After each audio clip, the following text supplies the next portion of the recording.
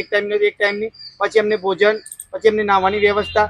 હવે નાહવામાં એ વ્યવસ્થામાં અમારે બંબો બગડી ગયેલો હતો, તો અનિલભાઈ અમને બંબો આપ્યો છે અને એમની ટીમ સરસ કામ કરે છે અને એમને બી મદદ કરી. અને સેવા પરમો ધર્મ એ બી એક માધ્યમથી એમને કરેલું છે અને અમદાવાદ મારફતે આવેલા છે. એના માટે હું પહેલા તો ખૂબ ખૂબ અભિનંદન પાઠવું છું કે આવી બિનવારસી તરછોલેલી પીડિત બહેનો છે એમની માટે એમને એક 101 કિલોમીટર ઉપર વધુ થાય, 150 કિલોમીટર, અને એવું એમને લોકેશન મળ્યું અને આવ્યા અને અહીં આવીને એમને રૂબરૂપ જોયું અને એમના હાથે જ અમને નાસ્તો કરાવ્યો છે.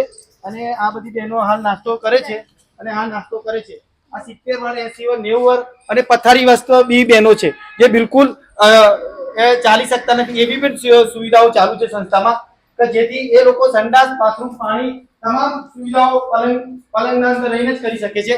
અને એ માત્ર એક અમરદીપ સેવા સંસ્થા જે સાબરકાંઠામાં બિનવારસી પીડિત દિવ્યાંગ બહેનોને સેવા કરે છે. અનિલભાઈ અહીંયા આવ્યા અને એમની ટીમ આવી, એમના માટે ખૂબ ખૂબ અભિનંદન સાહેબ. અને આવી રીતના સંસ્થાની મુલાકાત કરો અને અમારે થોડી ઘણી જે મદદ કરો છો અને આપનું બી કોઈ જગ્યાએ અમે કહેશું આપનું બી. અને આ અમરદીપ સેવા ટ્રસ્ટનું બોર્ડ છે અને આ રીતના સ્ટાફમાં બેન જે રસોઈ બનાવે છે અને આપણે રસોઈ બનાવવાનું બી લોકેશન લઈએ. આવો સાહેબ, આ રસોઈનું કામ ચાલુ છે. આ રસોઈ ઘર છે મિત્રો, તમે જોઈ શકો છો. અહીંયા શાકભાજી એની વ્યવસ્થા છે.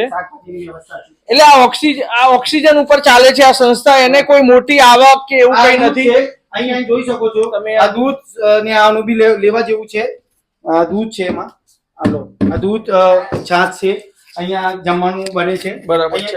દેશી ભાષામાં અહીંયા સબ્જી બને છે, પણ લેવા જેવું છે.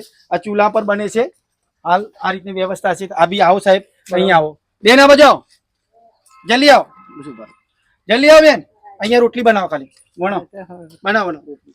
અહીંયા સાહેબ એક લાકડા નાખો. આજે અનિલભાઈ એક બે લાકડાની વ્યવસ્થા કરે છે, અહીંયા સળગાવે છે અને મદદરૂપ થાય છે બેન. આવો સાહેબ, તમે પણ આવો.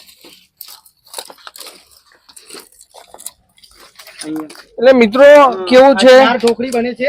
બરાબર છે, દાળ ઢોકળી બને છે અને અંદર લોટ નાખવાનો છે બેન, બાકી છે. હા, અચ્છા, આ રીતના બધી વ્યવસ્થા કરી રહ્યા છે. રસોડું અને સામે સ્ટોર છે એમનો. આ સ્ટોર રૂમ છે, નાનો સ્ટોર રૂમ છે. આ તમે જોઈ શકો છો મિત્રો, આ સ્ટોર છે. સ્ટોરમાં જે વસ્તુ રોજિંદી જરૂરિયાતની વસ્તુઓ હોય એ બધી રાખવામાં આવે છે. આ રીતનો સ્ટોર રૂમ છે.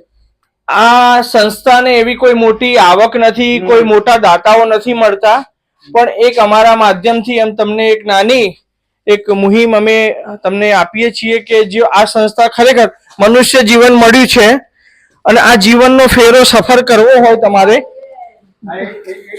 અચ્છા, જો નમસ્તે કરે છે. નમસ્તે. નાસ્તો લાવ્યો બધા. મનુષ્ય જીવન જે મળ્યું છે અને ફેરો આપણો સફર રહે અને આવા વ્યક્તિઓની, આવા પરિવારની, આવા ખરેખર જરૂરિયાત વાળી વ્યક્તિને આપણે નાની મોટી મદદ કરી શકે. આ વિડીયોના માધ્યમથી હું તમને એક નાની અપીલ કરું છું કે આ આશ્રમને, આ સંસ્થાને નાની મોટી મદદ કરજો. ખરેખર તમને બહુ અંદરથી આનંદ થશે